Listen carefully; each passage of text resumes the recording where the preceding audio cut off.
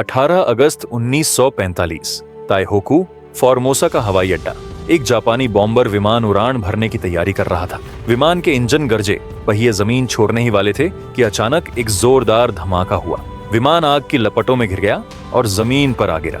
उस जलते हुए मलबे से भारत का एक महानायक बाहर निकला, जिसका शरीर पेट्रोल में भीगा हुआ था और आग की लपटों से घिरा था। इतिहास की किताबों के अनुसार यह वो तारीख थी जब भारत के सबसे बड़े क्रांतिकारी सुभाष चंद्र बोस एक विमान हादसे में हमेशा के लिए विलीन हो गए। लेकिन क्या यह एक दुखद अंत था या एक महानायक के सबसे बड़े और आखिरी मिशन की रहस्यमयी शुरुआत? यह वो सवाल है जो आज भी भारत के इतिहास के गलियारों में गूंजता है, क्योंकि इस हादसे की खबर के साथ ही शुरू हुआ एक ऐसा सिलसिला जिसने सुभाष चंद्र बोस को एक व्यक्ति से एक रहस्य में बदल दिया। एक के बाद एक जांच समितियां बैठी। शाहनवाज कमेटी ने कहा हादसा हुआ था। खोसला कमीशन ने उसी बात को दोहराया।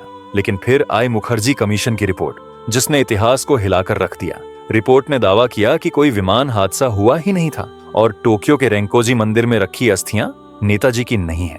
तो फिर सुभाष कहां गए? क्या वो रूस की किसी जेल में कैद थे या वो भारत लौटकर गुमनामी बाबा के भेष में जी रहे थे? सुभाष चंद्र बोस की कहानी सिर्फ आजादी की लड़ाई की कहानी नहीं है।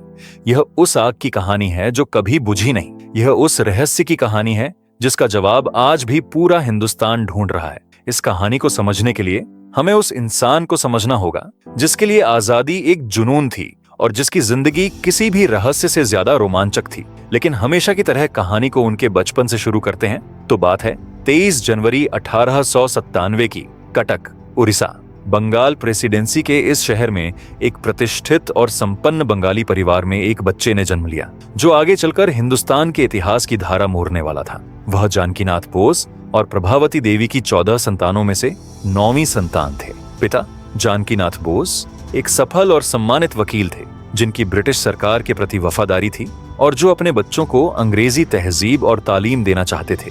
माँ प्रभावती देवी एक धार्मिक और दृढ़ इच्छा शक्ति वाली महिला थीं, जिनके लिए भारतीय संस्कार और आध्यात्मिकता ही जीवन का आधार थे।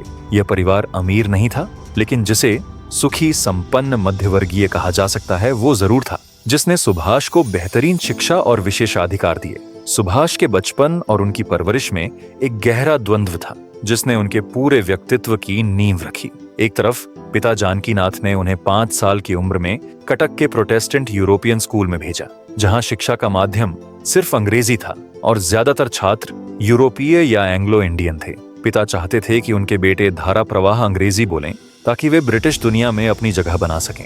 वहीं दूसरी तरफ घर का माहौल पूरी तरह से भारतीय था। माँ प्रभावती देवी दुर्गा और काली की पूजा करती, महाभारत और रामायण की कहानियां सुनाती और बंगाली भजन गाती थीं। यह दोहरापन ही वो जमीन थी जिस पर सुभाष का अद्वितीय चरित्र खरा हुआ। इसने उन्हें एक ऐसा नेता बनाया जो पश्चिमी दुनिया के तौर तरीकों को समझता था, लेकिन जिसकी आत्मा पूरी तरह से भारतीय आध्यात्मिकता में डूबी हुई थी। 15 साल की उम्र में सुभाष की जिंदगी में एक तूफान आया। यह तूफान किताबों के जरिए आया। उन्होंने स्वामी विवेकानंद और रामकृष्ण परमहंस को पढ़ना शुरू किया। विवेकानंद के विचारों ने उन्हें अंदर तक झकझोर दिया। सुभाष ने अपनी आत्मकथा एन इंडियन पिलग्रिम में लिखा है, मैं मुश्किल से 15 साल का था जब विवेकानंद मेरी जिंदगी में आए। उसके बाद मेरे अंदर एक क्रांति हुई और सब कुछ उलट पुलट हो गया। विवेकानंद ने उन्हें एक ऐसा आदर्श दिया जिसके लिए वो अपना सब कुछ न्योछावर कर सकते थे। आध्यात्मिकता और राष्ट्रवाद का यह संगम ही सुभाष की विचारधारा का मूल बना। उन्होंने भारत माता की सेवा को ही ईश्वर की सेवा मान लिया। यह सिर्फ एक भावनात्मक झुकाव नहीं था, बल्कि एक गहरी दार्शनिक समझ थी जिसने उनके भविष्य के हर फैसले को प्रभावित किया। 1913 में सुभाष कलकत्ता के प्रतिष्ठित प्रेसिडेंसी कॉलेज पहुंचे। यहीं पर उनके विद्रोही स्वभाव और राष्ट्रवाद की पहली चिंगारी दुनिया ने देखी। ये घटना ऑटेन कांड के नाम से जानी जाती है। Professor E.F. न्यूटन इतिहास पर आते थे, लेकिन भारतीय छात्रों और भारतीय संस्कृति के प्रति उनका रवैया बेहद अपमानजनक था। 1916 में उन्होंने कुछ भारतीय छात्रों के साथ बदसलूकी की। क्लास रिप्रेजेंटेटिव होने के नाते सुभाष ने छात्रों का नेतृत्व किया और प्रिंसिपल से प्रोफेसर ओटेन द्वारा माफी की मांग की। मामला कुछ समय के लिए शांत हो गया, लेकिन कुछ महीनों बाद ओटेन ने फिर एक छात्र की पिटाई कर दी। इस बार छात्रों का गुस्सा फूट पड़ा और उन्होंने प्रोफेसर ओटेन पर हमला कर दिया। हालांकि सुभाष इस हमले में सीधे तौर पर शामिल नहीं थे, लेकिन छात्र नेता होने के कारण सारा दोष उन पर मढ़ दिया गया। उन्हें कॉलेज से निकाल दिया गया और कलकत्ता विश्वविद्यालय से निष्कासित कर दिया गया। यह एक ऐसा क्षण था जो किसी भी युवा का करियर तबाह कर सकता था, लेकिन सुभाष के लिए यह घटना उनके भविष्य के संघर्ष का एक छोटा रूप था। यह पहली बार था जब उन्होंने अन्याय और राष्ट्रीय सम्मान के अपमान के खिलाफ सीधे और बलपूर्वक टकराव का रास्ता चुना। ये घटना उनके इस विश्वास की नींव थी कि आजादी जैसी बड़ी चीज के लिए सिर्फ अहिंसक तरीकों पर निर्भर नहीं रहा जा सकता। बाद में पता चला कि उन्होंने किसी और छात्र को बचाने के लिए सारा दोष अपने ऊपर ले लिया था, जो एक नेता के रूप में उनके त्याग की भावना को दर्शाता है। इस झटके के बावजूद उन्होंने 1919 में स्कॉटिश चर्च कॉलेज से दर्शन शास्त्र में प्रथम श्रेणी में स्नातक की डिग्री हासिल की। अपने पिता की इच्छा पूरी करने के लिए वे इंडियन सिविल सर्विस ICS की तैयारी के लिए कैम्ब्रिज विश्वविद्यालय इंग्लैंड गए। वहां उन्होंने अपनी प्रतिभा का लोहा मनवाया और 1920 में ICS की बेहद कठिन परीक्षा में चौथा स्थान हासिल किया। उनके सामने एक आरामदायक, शक्तिशाली और प्रतिष्ठित भविष्य था। वे ब्रिटिश राज के स्टील फ्रेम का हिस्सा बन सकते थे, लेकिन सुभाष के मन में तो कोई और ही आग जल रही थी। अप्रैल 1921 में 24 साल की उम्र में उन्होंने एक ऐसा फैसला लिया जिसने सबको चौंका दिया। उन्होंने ICS से इस्तीफा दे दिया। यह सिर्फ एक नौकरी छोड़ना नहीं था, यह उस पूरी व्यवस्था को अस्वीकार करना था जिसके तहत भारतीय अपने ही देश में गुलाम थे। उन्होंने अपने भाई शरद चंद्र बोस को लिखे पत्रों में अपने दिल की बात कही। त्याग और पीर की भूमि पर ही हम अपने राष्ट्र के भवन का निर्माण कर सकते हैं। 22 अप्रैल 1921 को भारत के secretary of state Edwin Montagu को लिखे अपने इस्तीफे में उन्होंने सिर्फ एक पंक्ति लिखी, मैं चाहता हूं कि मेरा नाम इंडियन सिविल सर्विस के परिवीक्षाधीनों की सूची से हटा दिया जाए। यह उनके उस दृढ़ संकल्प का प्रमाण था कि आजादी औपनिवेशिक मशीनरी का हिस्सा बनकर नहीं, बल्कि उसे उखाड़ फेंक कर ही हासिल की जा सकती है। 1921 में भारत लौटकर सुभाष सीधे स्वतंत्रता संग्राम में कूद पड़े। उनकी पहली मुलाकात महात्मा गांधी से हुई। वे गांधी जी के सम्मान से प्रभावित हुए, लेकिन आजादी हासिल करने के लिए गांधी जी की योजनाओं में स्पष्टता की कमी ने उन्हें निराश किया। गांधी जी ने उन्हें बंगाल जाने और देशबंधु चित्तरंजन दास के साथ काम करने की सलाह दी। दास में सुभाष को अपना राजनीतिक गुरु मिला। दास एक प्रखर राष्ट्रवादी थे और उनका मानना था कि आजादी के लिए हर संभव रास्ते का इस्तेमाल किया जाना चाहिए। दास के मार्गदर्शन में सुभाष ने बंगाल की राजनीति में तेजी से अपनी जगह बनाई। 1924 में जब दास कलकत्ता नगर निगम के मेयर बने तो उन्होंने 27 वर्षीय सुभाष को मुख्य कार्यकारी अधिकारी नियुक्त किया। इस पद पर रहते हुए सुभाष ने एक बेहतरीन प्रशासक और दूरदर्शी नेता होने का सबूत दिया। उन्होंने शहर की व्यवस्था को पूरी तरह बदल दिया। सड़कों के ब्रिटिश नाम बदलकर भारतीय महापुरुषों के नाम पर रखे गए। कर्मचारियों के लिए खादी पहनना अनिवार्य किया गया और निगम के भीतर गरीबों के लिए मुफ्त प्राथमिक शिक्षा, बेहतर स्वास्थ्य सेवाएं और स्वच्छ पानी की आपूर्ति जैसी कई जन कल्याणकारी योजनाएं शुरू की गईं। उन्होंने निगम की नौकरियों में अल्पसंख्यकों के लिए आनुपातिक प्रतिनिधित्व की वकालत की, जो उनकी धर्मनिरपेक्ष सोच को दर्शाता है। इसी दौरान गांधी और बोस के बीच वैचारिक मतभेद की नींव भी पड़ने लगी थी। गांधी का रास्ता अहिंसा, आध्यात्मिकता और ग्रामीण आत्मनिर्भरता का था। वे चरखे को आर्थिक आजादी का प्रतीक मानते थे और एक विकेंद्रीकृत भारत का सपना देखते थे। इसके विपरीत बोस का नजरिया आधुनिक, समाजवादी और औद्योगिक था। वे एक मजबूत, केंद्रीकृत राज्य के पक्षधर थे और उनका मानना था कि भारत की गरीबी और पछड़ेपन को केवल बड़े पैमाने पर औद्योगिकरण और योजनाबद्ध विकास के जरिए ही दूर किया जा सकता है। यह सिर्फ तरीकों का मतभेद नहीं था, बल्कि आजाद भारत के भविष्य को लेकर दो अलग अलग दृष्टिकोणों का टकराव था। 1938 में सुभाष चंद्र बोस को भारतीय राष्ट्रीय कांग्रेस के हरिपुरा अधिवेशन में अध्यक्ष चुना गया।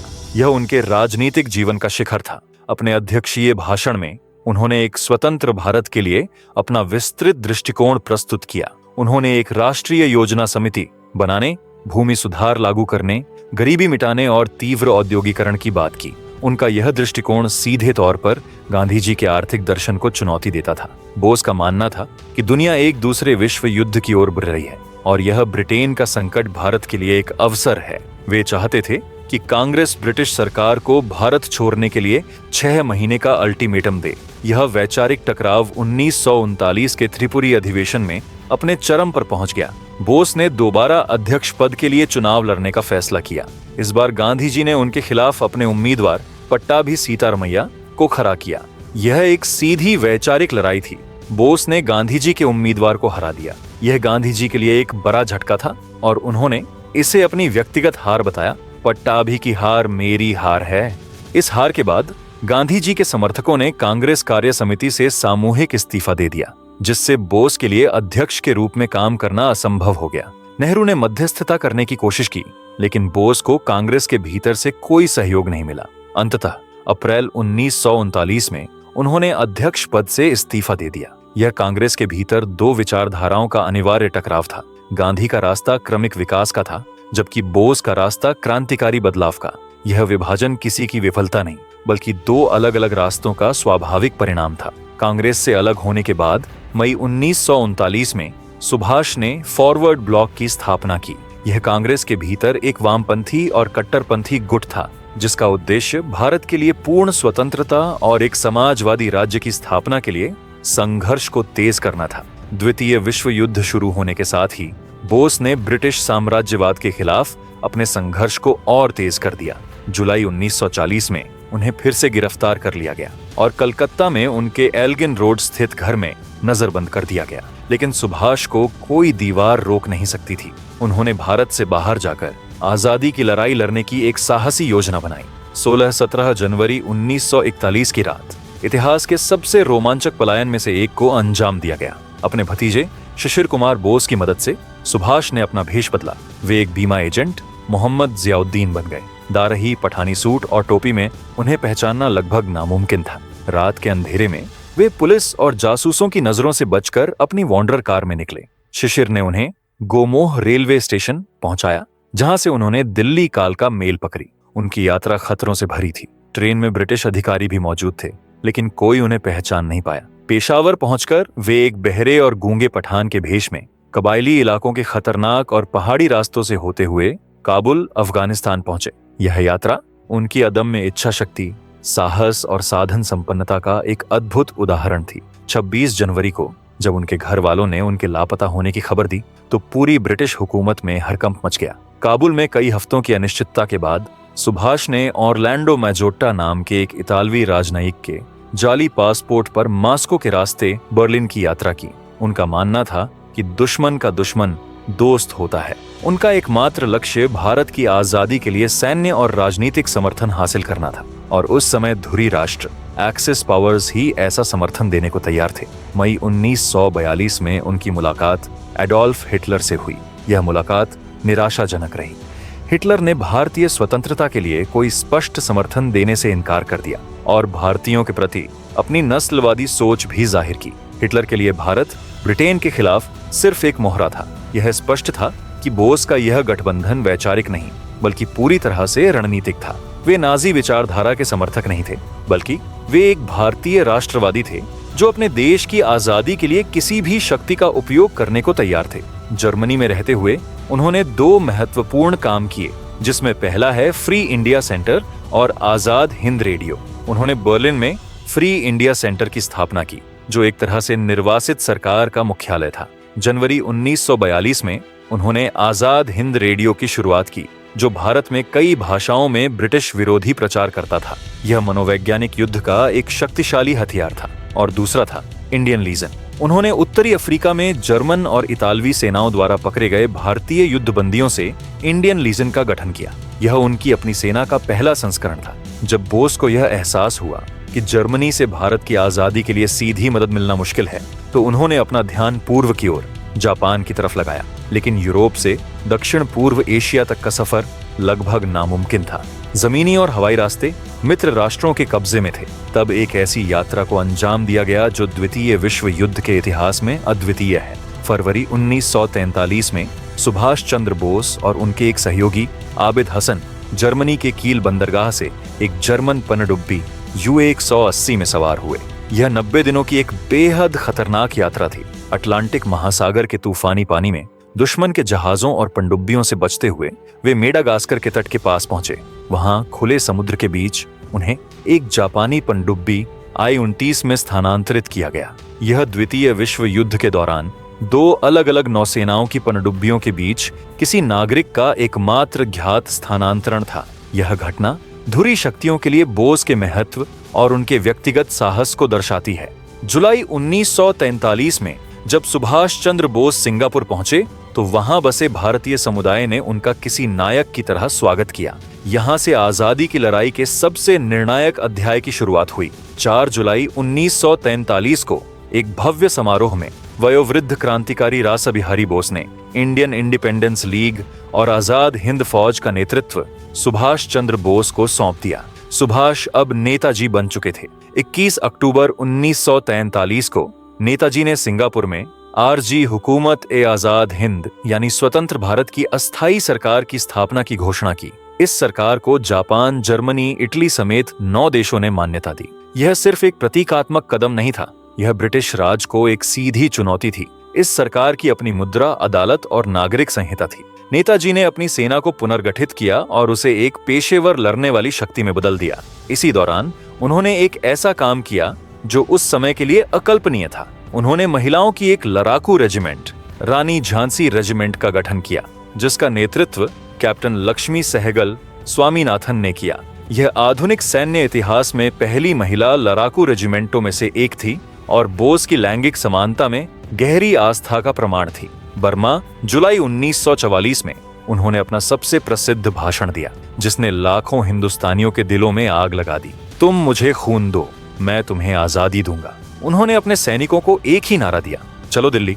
1944 की शुरुआत में आजाद हिंद फौज ने जापानी सेना के साथ मिलकर भारत की ओर अपना ऐतिहासिक चलो दिल्ली मार्च शुरू किया। यह एक भावनात्मक और ऐतिहासिक क्षण था। 14 अप्रैल 1944 को इतिहास रचा गया। आईएनए के कर्नल शौकत अली मलिक ने मणिपुर के मोइरांग में आजाद भारत का तिरंगा फहराया। दशकों की गुलामी के बाद यह पहली बार था जब भारत की धरती के एक हिस्से पर आजाद हिंद की सरकार का झंडा लहरा रहा था। लेकिन यह जीत क्षणिक थी। इम्फाल और कोहिमा की लड़ाइयां द्वितीय विश्व युद्ध की सबसे भीषण लड़ाइयों में से थीं।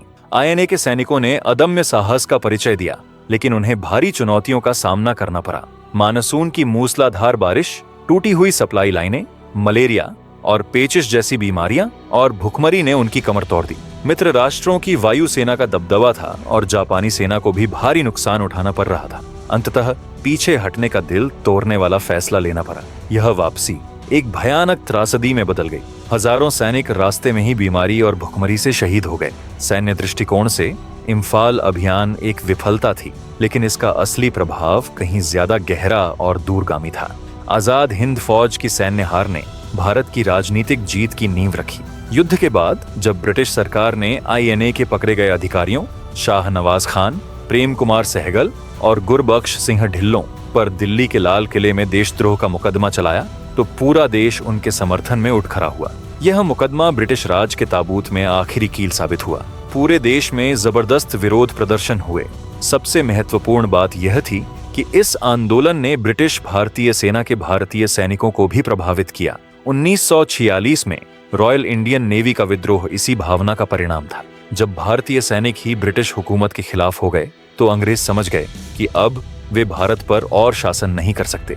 इस प्रकार आईएनए की हार ने ही भारत की आजादी का रास्ता साफ कर दिया। अगस्त 1945 में जापान के आत्मसमर्पण के साथ द्वितीय विश्व युद्ध समाप्त हो गया। नेताजी के लिए यह एक और बड़ा झटका था। उन्हें एक नया रास्ता तलाशना था। उन्होंने सोवियत संघ से मदद लेने का फैसला किया। इसी योजना के तहत वे 18 अगस्त 1945 को एक जापानी बॉम्बर विमान में बैठकर मंचूरिया के लिए रवाना हुए। इसके बाद जो हुआ वह भारतीय इतिहास का सबसे बड़ा रहस्य है। दुनिया को बताया गया कि नेताजी का विमान ताइहोकू, ताइपे में उड़ान भरते ही दुर्घटनाग्रस्त हो गया।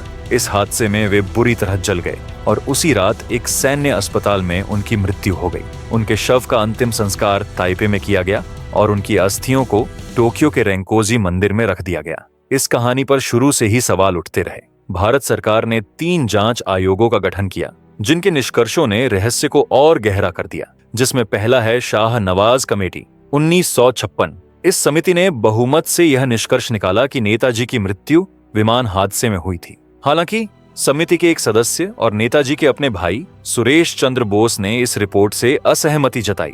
दूसरा खोसला आयोग, इस आयोग ने भी शाह नवाज समिति के निष्कर्षों की पुष्टि की और विमान हादसे की कहानी को सच माना। और तीसरा मुखर्जी आयोग, 1999 से 2005। इस आयोग ने पिछले दोनों आयोगों के निष्कर्षों को पूरी तरह से खारिज कर दिया। जस्टिस इमनेसे केमनुकुस केसारे मुखर्जी ने अपनी रिपोर्ट में कहा कि नेताजी की मृत्यु उस विमान हादसे में नहीं हुई थी, क्योंकि ऐसा कोई हादसा हुआ ही नहीं था। उन्होंने यह भी कहा कि रेंकोजी मंदिर में रखी अस्थियां नेताजी की नहीं हैं।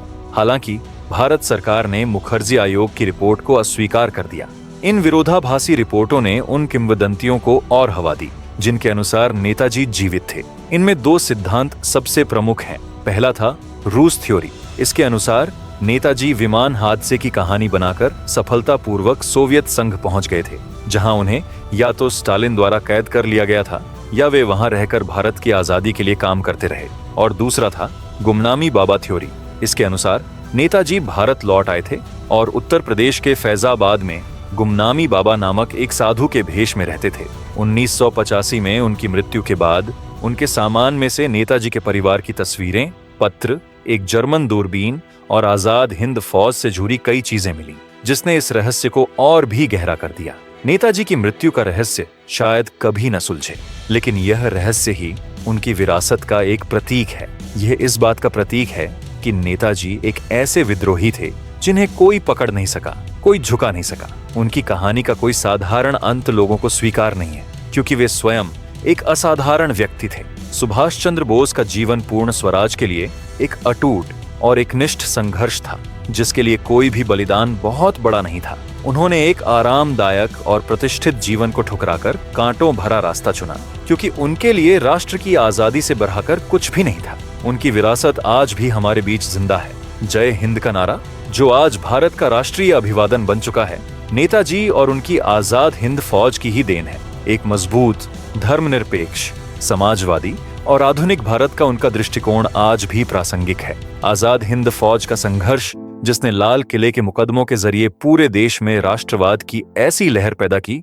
जिसने ब्रिटिश राज के अंत को काफी तेज कर दिया। उनकी सार्वजनिक जिंदगी के पीछे एक निजी कहानी भी थी। उन्होंने ऑस्ट्रिया की एमिली शेंकल से गुप्त रूप से विवाह किया था। उनकी एक बेटी अनीता बोस फाफ आज भी अपने पिता की विरासत को जीवित रखे हुए हैं और उनकी अस्थियों, जिन्हें वे रेंकोजी मंदिर में मानती हैं, को भारत वापस लाने की वकालत करती है। यह उनके महानायक व्यक्तित्व में एक मार्मिक मानवीय पहलू जोड़ता है। सुभाष चंद्र बोस एक व्यक्ति नहीं, एक विचार थे, एक ज्वाला जो गुलामी की हर जंजीर को जला देना चाहती थी। उनकी कहानी एक विमान हादसे पर खत्म नहीं होती, क्योंकि उनकी विरासत आज भी हर भारतीय के दिल में जय हिंद के नारे के साथ जिंदा है। तो दोस्तों, उम्मीद है आपको सुभाष चंद्र बोस की यह प्रेरणादायक कहानी पसंद आई होगी। अगर आप ऐसे ही एक और महान क्रांतिकारी वैज्ञानिक और पूर्व राष्ट्रपति डॉक्टर एपीजे अब्दुल कलाम के बारे में जानना चाहते हैं, तो ऊपर दिख रहे स्क्रीन के वीडियो पर जरूर क्लिक करें।